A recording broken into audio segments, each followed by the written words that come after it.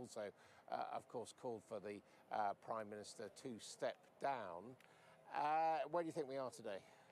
Well, I'm deeply depressed, but not overly surprised.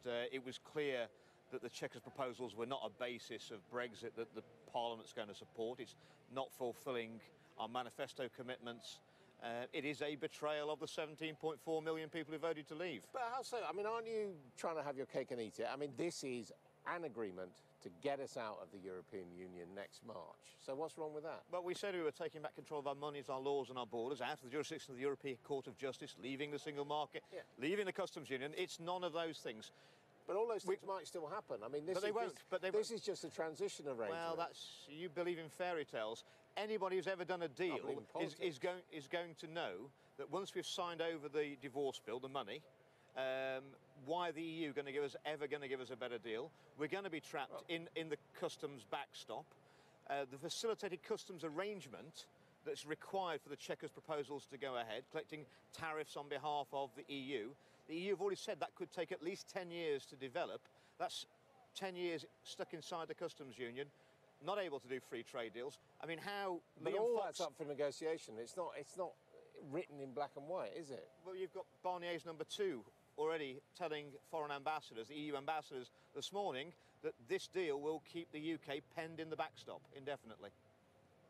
Well, he may believe that, but we can, we can break those deals. I mean, the fact is...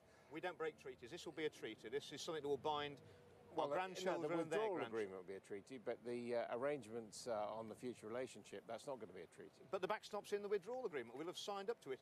And I believe the rumour going around this morning is that the Prime Minister even conceded that to get out of the backstop, we're going to have the agreement of the European Court of Justice. Well, that's not going to happen, is it? We're going to be stuck in a backstop forever if this goes forward. Yeah. I can't support it. I couldn't look my constituents who voted to leave in the eye, and I couldn't look myself in the mirror if I did. But how does that work? Because this is an arrangement for Britain to leave the European Union. So why can't you look your constituents in the eye and say, yeah, that's what we've done, we're leaving the European Union? Because the mechanism we're signing up to, we will be stuck in the backstop for probably 10 years, if not in perpetuity. And there's no way out of it without the agreement of the EU. At least under the Article 50 agreement, we can unilaterally leave after 2 years. Your constituents who voted to leave are really concerned about this sort of arguable detail? It's not arguable detail, it's a fundamental that we actually won't be leaving, will we? We're not going to be leaving the customs union. We will no longer be members of the European Union, we will be no longer members of the political structures. We're actually going to be in a worse situation, Adam, because we're going to be a vassal state, we're going to be taking all their laws. You're the one who wanted to leave in the first place. I mean, even Boris Johnson says we'll be in a worse state. For the first time, we won't have influence, but that's what people who voted leave wanted to do. They wanted to leave that political structure. But not stay under their laws. That's not leaving, is it? Well, it is leaving.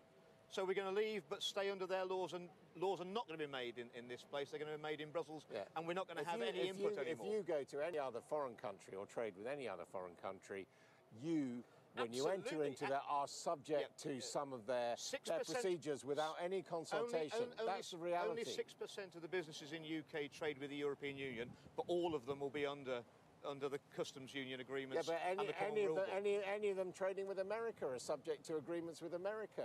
That's what it takes two to tango. But 84% of our business don't trade outside the UK, but they'll all be under EU laws.